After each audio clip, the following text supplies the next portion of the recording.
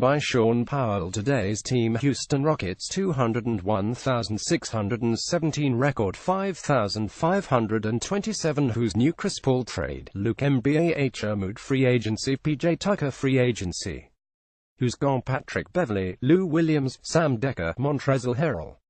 The lowdown boosted by an MVP-like effort from James Harden. The Rockets won 55 games but only reached the second round. After the season ended, the Rockets headed into the offseason looking to get more help for Harden. It's not easy to add a franchise-type player, but when you have the chance to pair him with your own, you go for it. Yes, there could be chemistry issues, and maybe an initial adjustment, and perhaps the new guy will be tough to keep beyond 1 year. And so what? Paul and Harden on the same team.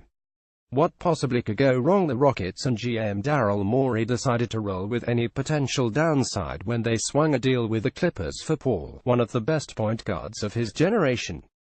Paul checks all the boxes. He's a solid shooter, defender, first-rate leader and passer, and can be counted on to take big shots.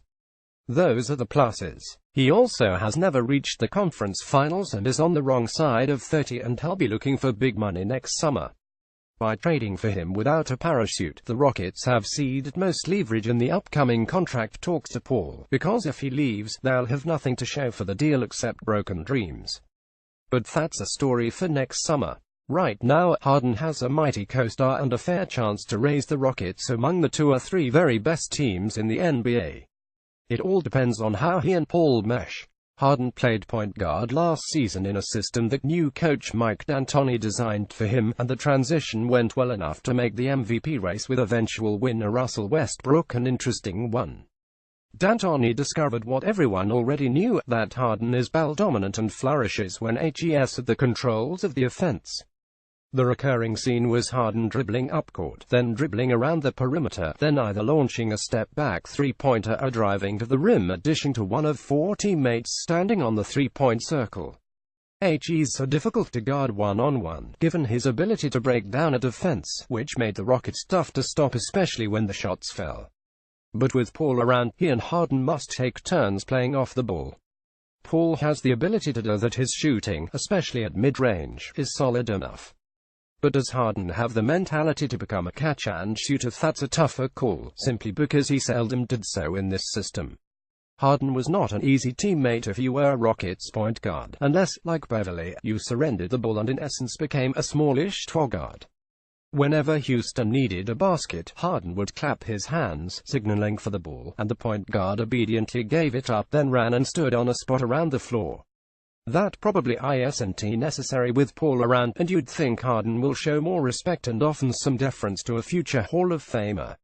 Again, the two can cause matchup hell for other teams if they click, and much of this will fall on the clipboard of D'Antoni. As coach, it's his job to carve out a system that maximizes both players and keeps them happy. Harden and Paul got a jump start on the relationship by playing summer pickup ball in and around Los Angeles, which was a good sign. Still, the true test comes during the season, and during tough times, when egos must be flexible enough to do what's right for the team. The Rockets gave Morey a 4-year contract extension this summer, and it's easy to see why. He's one of the more creative GMs around, willing to take risks and doing whatever's necessary to keep the Rockets in contention. Not only did he get Paul, but he didn't surrender Eric Gordon or Clint Capella in the process. He did, however, overpay Ryan Anderson in Indiana 2016, and this became a big issue when Carmelo Anthony told the Knicks he'd waive his trade veto if sent to Houston. The Knicks want no part of Anderson's contract, which has 3 years and $60 million remaining, so if a deal is made, a third team must become involved. To fill the holes left behind by the players sent to the Clippers in the Paul deal, Morey signed a pair of useful veterans at reasonable rates, Tucker and Mbah.